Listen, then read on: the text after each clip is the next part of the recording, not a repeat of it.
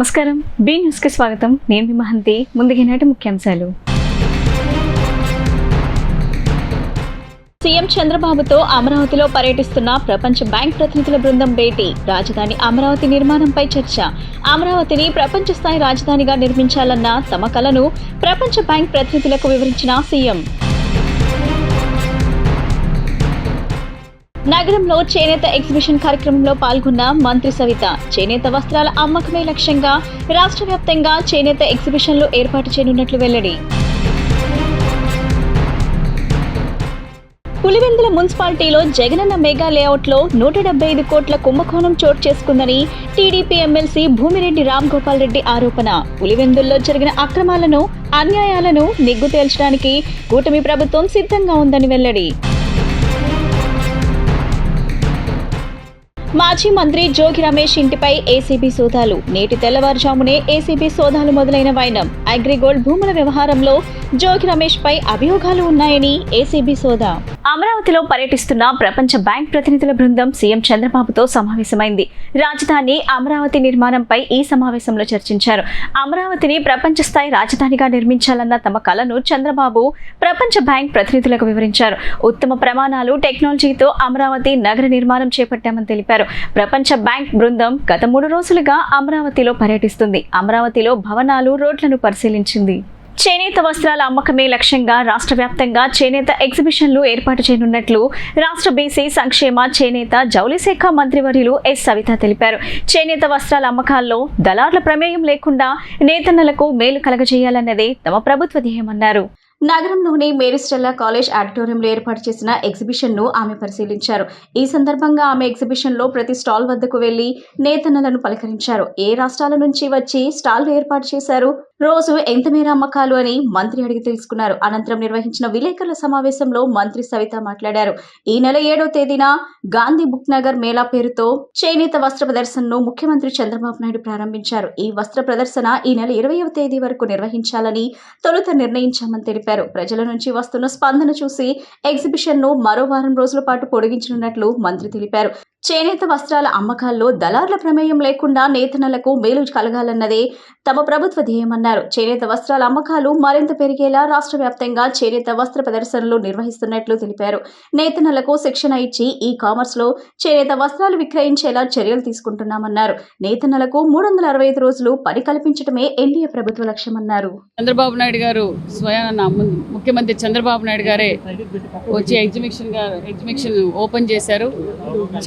జాతీయ చేనేత దినోత్సవం ఆ రోజు నుంచి రోజు చేనేతల కళ్ళలో నిజంగా వ్యాపారస్తులతో కూడా మాట్లాడుతుంటే వాళ్ళు నిజంగా చాలా ఆనందంగా తెలియజేస్తున్న విషయం ఏంటంటే, మాకు ఇలాంటి ఎగ్జిబిషన్స్ పెట్టడం వల్ల మాకు మార్కెటింగ్ సదుపాయం బాగా ఉంది, మాకు పని కల్పిస్తే మేము 365 రోజులు పనిచేయడానికి సిద్ధంగా ఉన్నామని కూడా చేనేత కార్మికులు తెలియజేశారు. చాలా సంతోషంగా ఉంది. ఎన్డీఏ ప్రభుత్వంలో చేనేతలకు 365 రోజులు పని కల్పించడమే ఎన్డీఏ పార్టీ అజెండా అని కూడా మీకు తెలియజేస్తున్నాం. ఈ 45 రోజుల నుంచి కూడా మేము అనేక చోట్ల చేనేత కార్మికుల దగ్గరికి వెళ్ళాం. వాళ్ళ సమస్యలు కూడా తెలుసుకున్నాం. వాళ్ళకి గతంలో అయితే 14 నుంచి 19లో అనేక సబ్సిడీలు, అనేక విధాలుగా చేనేతలకు చేదోడు వదకు ఒక పక్క చంద్రన్న కానుక కావచ్చు, విద్యా దీవెన కావచ్చు, అనేక విధాలుగా వాళ్ళకి అన్ని అందుబాటులో ఉండేటివి. గత 5 సంవత్సరాలుగా చేనేతల పరిస్థితి మరీ దారుణమైన పరిస్థితి. కొన్ని చోట్ల ఆత్మహత్యలు కూడా చేసుకున్నారు. కొన్ని చోట్ల మార్కెటింగ్ సదుపాయం లేక వాళ్ళ దగ్గర అలాగే తయారు చేసిన సరుకు అంతా వాళ్ళ దగ్గరే ఉంది. అవన్నీ కూడా ఒక్కొక్కటిగా మేము పరిష్కారం చేస్తున్నాం. గతంలో ఏవైతే రాజయోగం ఉండేదో చేనేతలకు, ఆ విధంగా మేము చేనేత కార్మికులకు పెద్దపీట వేస్తున్నాం. అనేక చోట్ల కూడా మేము కూడా ఇంకా ఎగ్జిబిషన్స్ పెట్టడానికి కూడా ప్రయత్నం చేసి వాళ్లకు సేల్స్ కోసం, ఎంకరేజ్మెంట్ కోసం కూడా చేస్తున్నాం. అదేవిధంగా ఆన్లైన్ ఏ విధంగా చేయాలో కొన్ని చోట్ల ట్రైనింగ్ సెంటర్స్ కూడా పెట్టి, కొన్ని చోట్ల క్లస్టర్లు పెట్టి వాళ్ళకు కావాల్సిన సబ్సిడీలన్నీ అందజేస్తామని కూడా తెలియజేస్తూ ఈ ఎగ్జిబిషన్స్ కూడా 7వ తారీఖు నుంచి 20వ తారీఖు వరకు 21 వరకు కూడా ఎగ్జిబిషన్ జరుగుతుంది. మంచి సేల్స్, రోజుకి యావరేజ్గా 20 లక్షల రూపాయలు సేల్ అవుతుంది. ప్రతి ఒక్కరికి నేను ప్రజలందరికీ తెలియజేసేది ఒక్కటే, చేనేతలకు అండగా ఉందాం. ప్రతి ఒక్కరూ చేనేత వస్త్రాలు ధరించవలసిందిగా కూడా కోరుకుంటూ, మన ఆరోగ్యం కూడా కాపాడుకోవాల్సిన బాధ్యత మనందరి ఉంది. మనం చేనేత వస్త్రాలు ధరించడం వల్ల కూడా స్కిన్ అలర్జీస్ కావచ్చు, అనేక ఆరోగ్య సమస్యలు కూడా ఆరోగ్యంగా ఉంటామని కూడా తెలియజేస్తూ నిజంగా చాలా సంతోషంగా ఉన్నారనే విషయాన్ని కూడా మీకు తెలియజేస్తున్నాం. ఖచ్చితంగా చేనేతలకు పెద్ద పీటేసే ప్రభుత్వం ఎన్డీఏ ప్రభుత్వం అని కూడా తెలియజేస్తున్నాం. పులివెందుల మున్సిపాలిటీలో జగనన్న మెగా లేఅవుట్లో 175 కోట్ల కుంభకోణం చోటు చేసుకుందని టీడీపీ ఎమ్మెల్సీ భూమిరెడ్డి రామ్గోపాల్ రెడ్డి ఆరోపించారు. పులివెందుల్లో జరిగిన అక్రమాలకు, అన్యాయాలను నిగ్గు తేల్చడానికి కూటమి ప్రభుత్వం సిద్ధంగా ఉందని తెలిపారు. TDP MLC Bhumireddy Ramgopal Reddy media సమావేశం నిర్వహించారు. ఈ సందర్భంగా ఆయన మాట్లాడుతూ, జగనన్న ఇళ్లలో అంతా అవినీతే, రాష్ట్రంలో లక్షలాది గృహాలను నిర్మించామని చెబుతున్న జగన్ రెడ్డి పులివెందుల్లో ఇళ్ల నిర్మాణంలో జరిగిన అవకతవకలపై చర్చకు సిద్ధమా? నియోజకవర్గంలో కాదు, కనీసం మున్సిపాలిటీలోని జగనన్న లేఅవుట్లో జరిగిన అక్రమాలపై పులివెందుల్లోనైనా తాడేపల్లిలోనైనా చర్చకు నేను సిద్ధం. పులివెందుల మున్సిపాలిటీలోని జగనన్న మెగా లేఅవుట్లు దాదాపు 8,456 గృహాలు మంజూరైతే ఇటీవల రాష్ట్ర ప్రభుత్వం జిల్లా కలెక్టర్ల ఆధ్వర్యంలో విచారణ చేయిస్తే దాదాపు 2,489 మంది బోగస్ లబ్ధిదారులు అనర్హులు అని తేలింది. అంటే ఒక్క పులివెందుల మున్సిపాలిటీలో గృహ నిర్మాణ కాలనీలో 175 కోట్ల స్కామ్ జరిగిందంటే రాష్ట్ర వ్యాప్తంగా మిగిలిన 174 నియోజకవర్గాల్లో ఎన్ని వేల కోట్ల రూపాయలు స్కామ్ జరిగాయో ఒక్కసారి ఆలోచించాలన్నారు. మాజీ ముఖ్యమంత్రి పులివెందుల ఎమ్మెల్యే జగన్మోహన్ రెడ్డి గారు ఆపసోపాలు పడుతూ తానే ప్రజారక్షకునిగా మంచి పరిపాలన అందించానని చెప్పి బీరాలు పలుకుతూ ఉన్నాడు. తన బ్లూ మీడియా ద్వారా ఇష్టానుసారంగా ప్రజల్లో గందరగోళాన్ని ఏర్పడే విధంగా, రైతులకు ఏమాత్రం కూడా మేలు జరగని విధంగా ఆయన మాట్లాడుతూ ఉన్నాడు. రాష్ట్రంలో అవినీతి జరుగుతూ ఉన్నాయి, అక్రమాలు జరుగుతాయని చెప్పి మాట్లాడుతున్నాడు. ఈ సందర్భంగా జగన్మోహన్ రెడ్డి గారిని నేను సూటిగా ప్రశ్నిస్తూ ఉన్నా. రాష్ట్రంలో అవినీతి అక్రమాల సంగతి దేవుడెరుగు. మీరు ముఖ్యమంత్రిగా ఉన్నప్పుడు మన పులివెందుల నియోజకవర్గంలో జరిగిన అక్రమాలు, అన్యాయాలపైన మీరు విచారణకు సిద్ధమా అని నేను జగన్మోహన్ రెడ్డి గారిని ప్రశ్నిస్తూ ఉన్నా.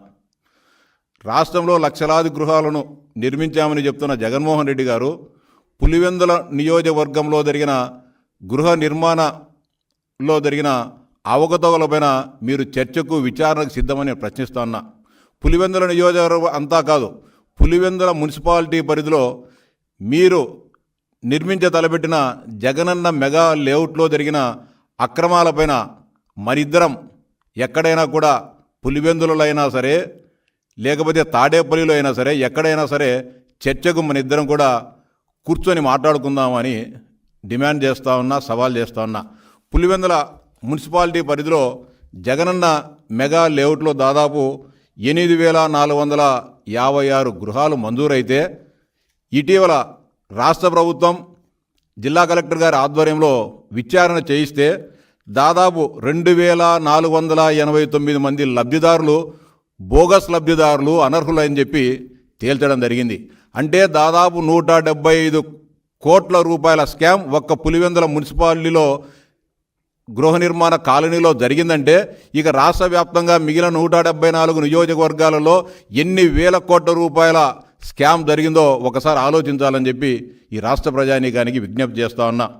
పులివెందుల మున్సిపాలిటీలో 8,468 ఇళ్ళు మంజూరైతే వీరందరికీ కూడా దాదాపు ఏపీఐసికి చెందిన 250 ఎకరాల స్థలాన్ని తీసుకొని ఒక్కొక్క లబ్ధిదారునికి 1.5 సెంటు స్థలాన్ని ఇచ్చి రాష్ట్ర ప్రభుత్వమే కాంట్రాక్టర్లకు అప్పగించి గృహ నిర్మాణాలను నిర్మించేదానికి చేపట్టడం జరిగింది. మాజీ మంత్రి వైఎస్ఆర్సీపీ నేత జోగి రమేష్ నివాసంలో ఇవాళ తెల్లవారుజామునే ఏసీబీ సోదాలు మొదలయ్యాయి. ఇబ్రహీంపట్నంలోని ఆయన నివాసంలో ఈ రైడ్స్ జరుగుతున్నాయి. అగ్రిగోల్డ్ భూముల వ్యవహారంలో జోగి రమేష్ పై అభియోగాలు ఉన్నాయి. గత వైఎస్ఆర్సీపీ ప్రభుత్వంలో ఆయన హౌసింగ్ శాఖ మంత్రిగా వ్యవహరించారు. ఈ నేపథ్యంలో ఆ శాఖ అప్పట్లో అగ్రిగోల్డ్ భూముల వ్యవహారంలో తీసుకున్న పలు నిర్ణయాలతో ముడిపడిన సమాచారాన్ని సేకరించేందుకే ఏసీబీ రైడ్స్ జరుగుతున్నట్లు తెలుస్తుంది. దాదాపు 15 మంది ఏసీబీ అధికారులు ఈ సోదాల్లో పాల్గొంటున్నట్లు తెలుస్తుంది. అగ్రిగోల్డ్ భూముల విషయంలో గతంలో జోగి రమేష్ పై ఆరోపణలు వచ్చాయి. ఎన్టీఆర్ జిల్లా అంబాపురం గ్రామంలో సిఐడి స్వాధీనంలో ఉన్న భూములను కబ్జా చేసి 5 కోట్ల పైచిలకు సొమ్ము చేకూరుకున్నారనే ఆరోపణలతో ఈ రైడ్స్ జరుగుతున్నట్టు తెలుస్తుంది. అంబాపురంలో RS నంబర్ 69/2 రీసర్వే నంబర్ 87లో అగ్రిగోల్డ్కు చెందిన 2,300 గజాల భూమి ఫ్లాట్ల రూపంలో ఉంది. గతంలో దీన్ని ఏపీ సిఐడి అటాచ్మెంట్ చేసుకుంది. అయితే వైఎస్ఆర్సీపీ హయాంలో మాజీ మంత్రి జోగి కుటుంబం ఈ భూములపై కన్నేసింది. జోగి రమేష్ బాబాయ్ జోగి వెంకటేశ్వరరావు, జోగి తనయుడు జోగి రాజీవ్తో కలిసి చెరో 1086, 1074 గజాలను తమ పేరిట రాయించుకున్నారనే అభియోగాలు ఉన్నాయి.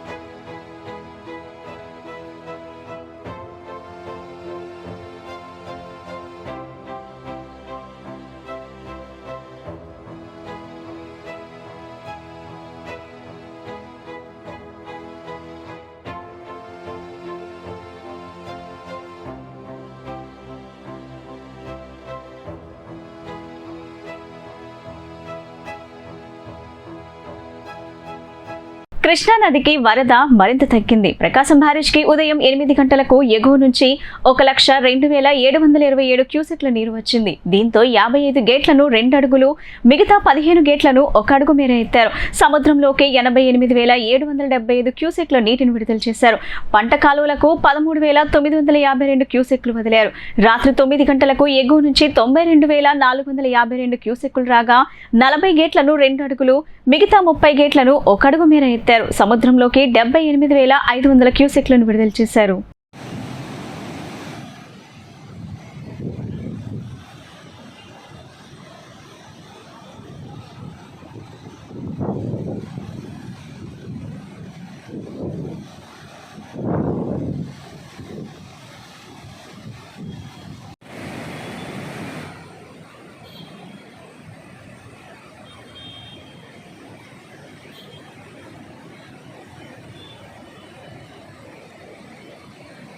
శ్రీ దుర్గా మల్లేశ్వర స్వామివారి దేవస్థానంలో హుండీల్లో భక్తులు సమర్పించిన కానుకలను మల్లికార్జున మహామండపం 6వ అంతస్తులో దేవస్థానం సిబ్బంది సోమవారం లెక్కించారు. 18 రోజులకు గాను 2,97,47,668 రూపాయల ఆదాయం వచ్చిందని ఆలయ అధికారులు తెలిపారు. భక్తులు కానుకలతో పాటు 410 గ్రాముల బంగారం, 5.280 కిలోల వెండి వస్తువులను మొక్కుల రూపంలో చెల్లించారు. 681 యుఎస్ఏ డాలర్లు, 20 ఇంగ్లాండ్ పౌండ్స్, 35 కెనడా డాలర్లు, 765 యుఈఏ దిర్హామ్స్, 30 యూరోలు, 62 మలేషియా రింగిట్స్, 107 సౌదీ రియాల్స్ భక్తులు హుండీలో సమర్పించారు. దుర్గమ్మను నేరుగా దర్శించుకోలేని వారు ఈ హుండీ ద్వారా 56,320 రూపాయలు చెల్లించారు. లెక్కింపును దేవస్థానం deputy EO Leelakumar, AEO Sudharani పర్యవేక్షించారు. నగరంలోని డ్రైనేజీల్లో పూడిక తీయకపోవడంతో భూగర్భ డ్రైనేజ్ వ్యవస్థ స్తంభించిపోయి రోడ్లపైకి పొంగుతుందని వెంటనే చర్యలు చేపట్టాలని ఎమ్మెల్యే గద్దె రామ్మోహన్ వీఎంసీ అధికారులను ఆదేశించారు. గత వైకాపా ప్రభుత్వం డ్రైనేజ్ వ్యవస్థపై ఏమాత్రం శ్రద్ధ చూపలేదని, అందుకే ప్రస్తుతం ప్రజలు ఇబ్బందులు పడుతున్నారని విమర్శించారు. 12వ డివిజన్ అయ్యప్పనగర్, వీర సావర్కర్ రోడ్లోని మసీదు పరిసర ప్రాంతాల్లో ఎమ్మెల్యే పర్యటించి స్థానిక సమస్యలు తెలుసుకున్నారు. డ్రైనేజీలో పేరుకున్న పూడికను పలుగుతో ఆయన్ని స్వయంగా పరిశీలించి మున్సిపల్ సిబ్బందికి చూపించారు. ఎమ్మెల్యే గద్దె రామ్మోహన్ మాట్లాడుతూ, నగరంలో ఏ ప్రాంతానికి వెళ్లినా ఈ సమస్య చాలా తీవ్రంగా ఉందన్నారు. గత వైకాపా ప్రభుత్వం డ్రైనేజ్ వ్యవస్థపై ఏమాత్రం శ్రద్ధ పెట్టలేదని, అందుకే ప్రస్తుతం ప్రజలు ఇబ్బందులు పడుతున్నారన్నారు. డ్రైనేజీల నిర్వహణపై త్వరలో వీఎంసీ కమిషనర్ చర్చిస్తానని, ఈ సమస్యలను ముఖ్యమంత్రి చంద్రబాబు నాయుడు దృష్టికి తీసుకువెళ్తారని పేర్కొన్నారు. కార్పొరేటర్లు పి సాయిబాబు, ఎం ప్రసాద్, డివిజన్ అధ్యక్షుడు సత్యనారాయణ, నాయకులు మహ్మద్ అబ్దుల్ ఖాలిక్, మహ్మద్ ఇబ్రహీం, చినతల్లి, లక్ష్మీప్రసాద్, సుబ్బారావు, బాలు, పఠాన్, హయాత్ ఖాన్ తదితరులు పాల్గొన్నారు. విజయవాడ నగరంలో ఏ మూలకెళ్ళినా కూడా ఒకటే సమస్య, రోజు కూడా దాని గురించే మాట్లాడాల్సి వస్తుంది.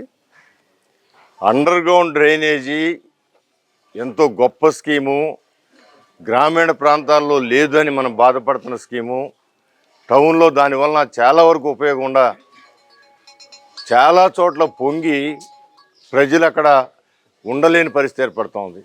ఇక్కడ అది పొంగటం వల్ల చుట్టుపక్కల ఇళ్ళ వాళ్ళు భరించలేని స్థితిలో ఇల్లు కూడా ఖాళీ చేసి వెళ్ళిపోతున్నారు. ఒక హాస్పిటల్ అయితే హాస్పిటల్ ఖాళీ చేసి వెళ్ళిపోయారు. ఎందుకంటే అది పొంగి ఆ వాసనలో మరి పిల్లలు స్కూల్కి వెళ్ళే పిల్లలు ఇవన్నీ. దాన్ని కమిషనర్ గారితో కానీ ముఖ్యమంత్రి గారితో కానీ ఈ సమస్య మీద ఖచ్చితంగా అందరూ కూడా కూర్చొని సమీక్షించుకుని దీనికి శాశ్వతమైన పరిష్కారం కావాల్సి ఉంది. సో దానికోసం అందుకని ఎక్కడ పొంగినా కూడా అక్కడికి వెళ్ళిపోయి ప్రాక్టికల్గా పరిశీలించి అది ప్రాక్టికల్గా పరిశీలిస్తేనే అక్కడ ఉన్న సమస్య ఏంటో తెలుసు. దీంట్లో మన మానవ తప్పిదం కూడా చాలా ఉంది. దీంట్లో కొన్ని ఇళ్లలో ఇప్పుడు అక్కడ ఆ ఇల్లు ఉంది, ఆ ఇల్లు ఉన్నప్పుడు కనెక్షన్ ఉంది, తర్వాత కనెక్షన్ పగలగొట్టేశారు. పగలగొట్టడం వల్ల ఇదంతా వెళ్ళి అటు వెళ్ళిపోయి సైడ్ కాల్లోకి వెళ్తే సైడ్ కాల్లో ప్రతి ఇంటి ముందుకు వెళ్ళి దుర్వాసన వస్తూ ఉంది. దీనిలో మానవ తప్పిదం ఉంది. అది అధికారులు వాళ్ళకున్న ఇబ్బందులతో కానీ లేకపోతే వాళ్ళకున్న సమస్యలు వాళ్ళకున్నాయి. సో ఈ సమస్యలన్నిటికీ పరిష్కారం మేము అనుకునేది ఖచ్చితంగా ఒకసారి అందరూ కూడా కలిసికట్టుగా కూర్చొని ఈ యొక్క సమస్యని తీవ్ర సమస్యగా యుద్ధ ప్రాతిపదికన ఈ సమస్య పరిష్కరించాల్సిన అవసరం ఉంది. ఖచ్చితంగా వాళ్ళని ముఖ్యమంత్రి గారి దగ్గర కూడా వెళ్తా ఉన్నాను. ఈ సమస్య గురించి వారి దగ్గర ప్రస్తావిస్తాను. గత ప్రభుత్వం పదోన్నతిలో సీనియారిటీ రూల్స్ పక్కన పెట్టి జీవో నెంబర్ 32ను అనుసరించకుండా ప్రమోషన్లు ఇచ్చే సీనియర్లకు తీవ్ర అన్యాయం చేసిందని DPC government junior lecturers association secretary D Muralidhar ఆరోపించారు. గత ప్రభుత్వం అమలుపరిచిన డిపిసిని రద్దు చేసి రూల్స్ అనుగుణంగా కొత్త డిసిపిని అమలు చేసి జూనియర్ లెక్చరర్లకు న్యాయం చేయాలని నూతన ప్రభుత్వాన్ని కోరారు. ఈ విషయమై సోమవారం గాంధీనగర్ ప్రెస్ క్లబ్ లో విలేకరుల సమావేశంలో మురళీధర్ మాట్లాడుతూ ఇంటర్మీడియట్ విద్యాశాఖలో ప్రభుత్వ జూనియర్ కళాశాలలో ప్రిన్సిపల్ పదోన్నతులను గత ప్రభుత్వం మార్చి 15న 16న ఎన్నికల నోటిఫికేషన్ రోజున ఎన్నికల కోడ్ అమల్లోకి వచ్చిన వెంటనే హడావిడిగా 197 మంది జూనియర్ లెక్చరర్లకు అడ్డదారిలో ప్రమోషన్లు కల్పించిందని, ఈ పదోన్నతుల్లో సీనియారిటీ మరియు రూల్స్ ను పక్కన పెట్టి ఇంటిగ్రేటెడ్ సీనియారిటీ లిస్ట్ లో ఉన్న టీచర్ ప్రమోట్ జూనియర్ లెక్చరర్లను పక్కన పెట్టి జీవో నెంబర్ 302ను అనుసరించకుండా రెగ్యులరైజ్డ్ సీనియర్లకు తీవ్ర అన్యాయం చేసిందని ఆరోపించారు.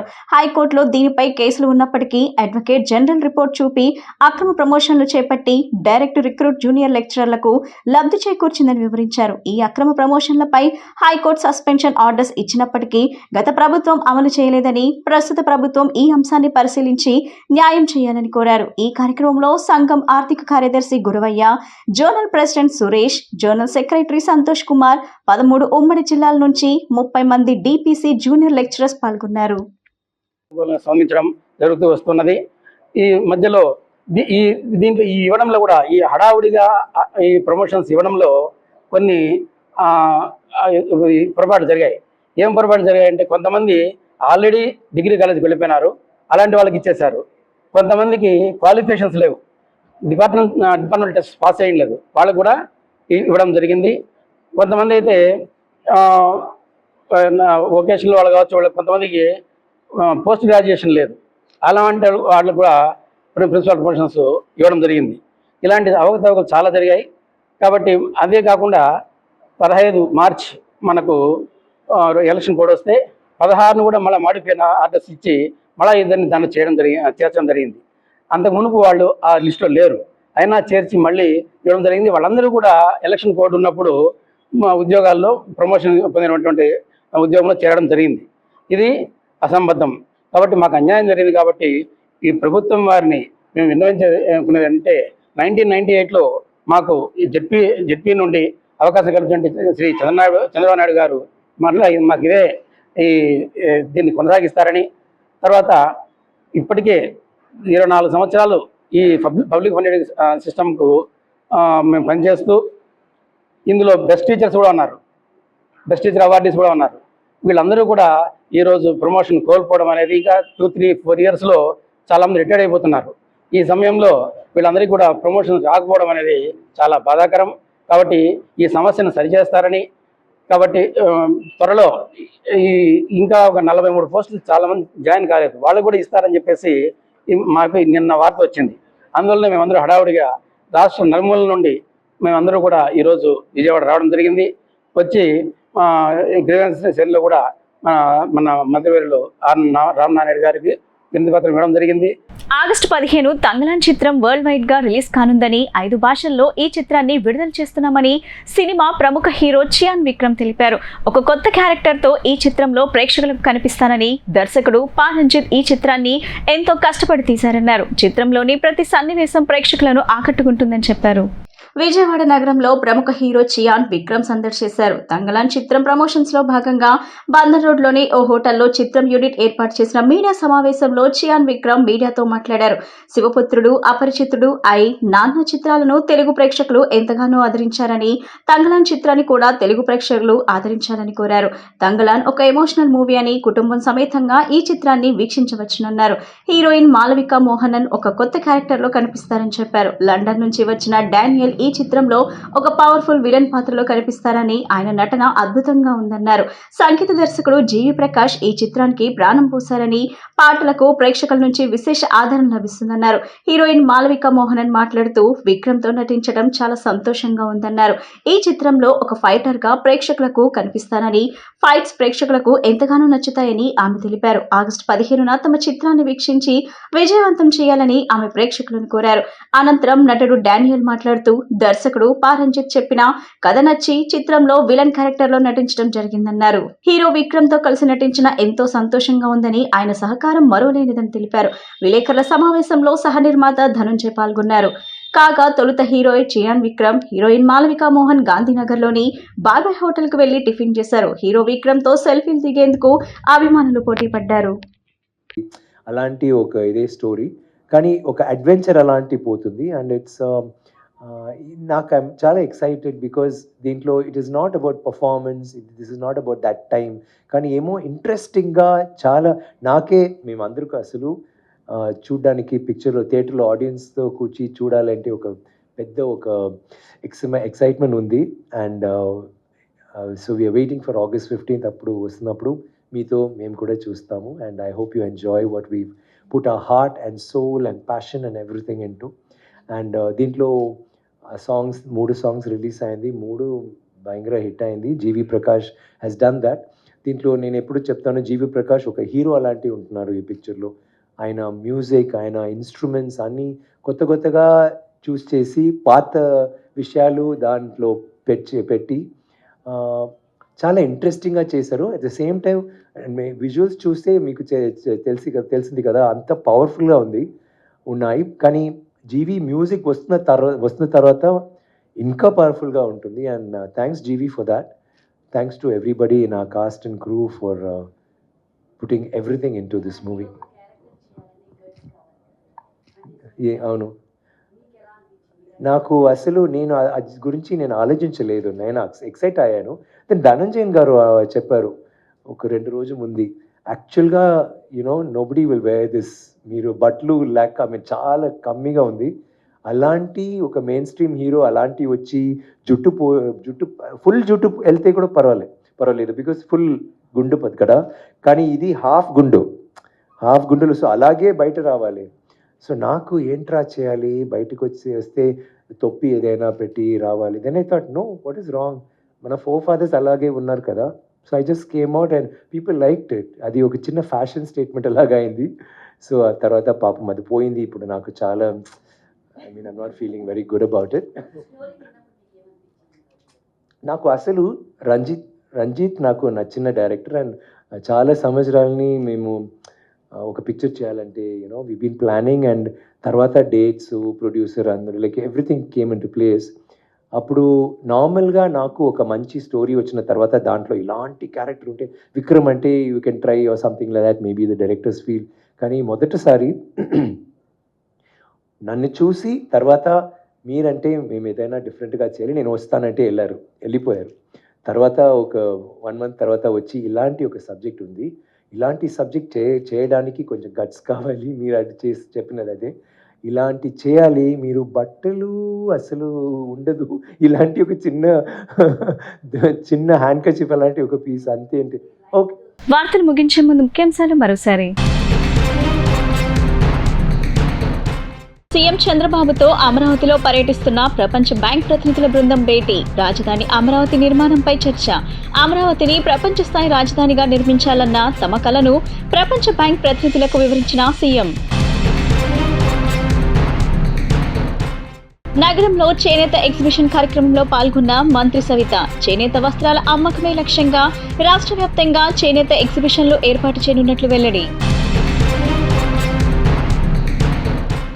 పులివెందుల మున్సిపాలిటీలో జగనన్న మెగా లేఅవుట్లో 175 కోట్ల కుంభకోణం చోటు చేసుకుందని టీడీపీ ఎమ్మెల్సీ భూమిరెడ్డి రామ్ గోపాల్ రెడ్డి ఆరోపణ. పులివెందుల్లో జరిగిన అక్రమాలను, అన్యాయాలను నిగ్గు తేల్చడానికి కూటమి ప్రభుత్వం సిద్ధంగా ఉందని వెల్లడి. మాజీ మంత్రి జోగి రమేష్ ఇంటిపై ఏసీబీ సోదాలు. నేటి తెల్లవారుజామునే ఏసీబీ సోదాలు మొదలైన వైనం. అగ్రిగోల్డ్ భూముల వ్యవహారంలో జోగి రమేష్ పై అభియోగాలు ఉన్నాయని ఏసీబీ సోదా. ఈ బులెటిన్ ఇంతటితో సమాప్తం. తిరిగి మరో బులెటిన్ కలుద్దాం. నమస్కారం.